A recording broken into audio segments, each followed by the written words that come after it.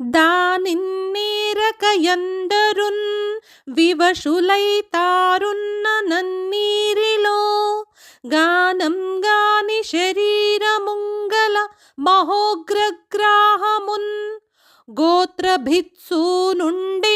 శరంబులన్ Vipula తేజుండేసి శక్తిన్ Mahasena ప్రఖ్యుడు ద్రోణుజంఘ విడిపించన్ విక్రమంబొప్పగన్.